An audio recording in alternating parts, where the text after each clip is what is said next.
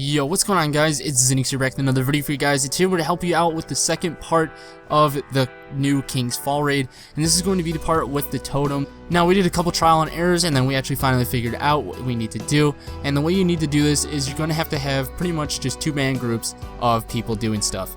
Now, in this area, there's going to be 2 totems, one on each side, and then there's going to be the pad in the middle that activates them, and pretty much just like it would be of the Crota raid, where you have to activate the pad in order to build the bridge, and then the totems will have a chance of like going nuts. So you have to stand on the totems, make sure that they don't burst, and you'll be fine.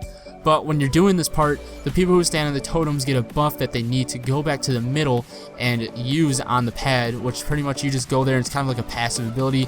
You just go there, and then once you stand on the pad, it'll put the buff into the pad, sort of, I guess. Pretty much the buff is going to be times 10. It's going to be a key for you to open the door in front of you guys, because you cannot open it without this buff. So people from the totem have to run back to the middle and do this, and there's a certain way you have to do this as well, because of the fact that if you guys are all on there, totems will explode. Or if you have 4 people on the pad and only just 1 people on each totem, there's too many people on the pad, you'll all die. So the way to do this is, the way we did it was pretty much that there was 2 people on the pad in the middle trying to activate the whole time, 2 people on the totems, and one more thing was actually there is a certain buff you need to grab, which actually allows you to stay alive in the totems, because in the totem room there is actually a debuff going on that will slowly kill you if you don't have this buff, and it's right in before you go into the room. It looks like a black orb, like kind of like the relic.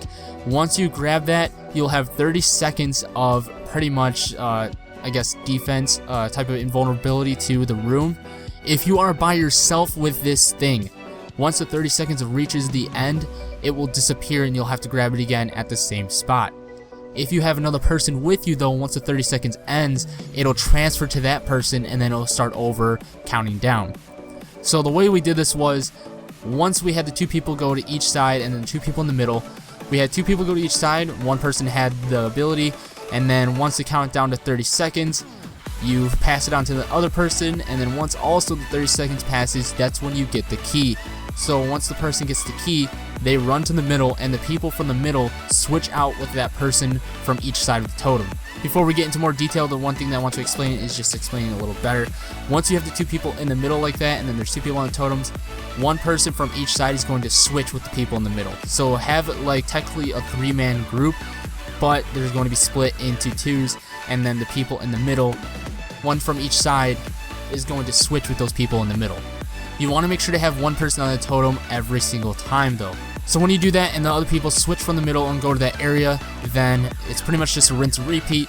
The 30 seconds will wind down, it'll pass on to the other guy, that guy will get the key, then he'll run to the middle, and then the people that are in the middle right now, that were from the totem in the beginning, will go back to the totem, and then those people coming from the totem with the key will go back to the middle. Pretty much it's just an overall rotation, and what this does is it'll light up the keys on the door. Once all of them are lit up, then you will be able to pass the area. Now, as they get more lit up, of course there's going to be more and more enemies. There's going to be knights that spawn and try and go kill the people at the totems with swords, and then there's also wizards that are going to spawn. Now, we didn't really have much problem with these guys because they're not ascendant, but that's probably going to be the harder part in the hard raid. But we're not worried about that right now, we're worried about normal. So pretty much this is how it's going to go. Recommendations would be somebody with self-revive and also Night Stalker for invisibility. It helps get the running easier, and just self-revive just in case the person on the totem dies, like I did, because you'll have a knight overhead when you're on a totem shooting at you with a boomer shot, so pretty much you're gonna have to focus on him, and sometimes he does kill you, so if you have self-revive, it'll help out a lot. But that's pretty much all for this step. Sorry if it was a little too edgy and too fast for you guys. You should be able to see everything on screen though. I'll even put text up in the video so you guys know exactly what I'm talking about. Right now we're going to be working on the next step to kill the War Piercer, or I think that's his name. No, that doesn't sound right. War Priest, there we go. War Priest. We're going to kill him, and then we need to move on to Ogre. I'll probably put up videos of steps on those as well, so you guys can wait and see those as well. Unfortunately, we're having a hard time with the War Priest, so I will not probably be able to beat him right away. But I'm going to try as fast as I can. But that's pretty much all for this video, guys. Thanks for watching. Please like, subscribe. As always, Guardians Harmony Within, Hurricane Without, and I'll see you guys next time.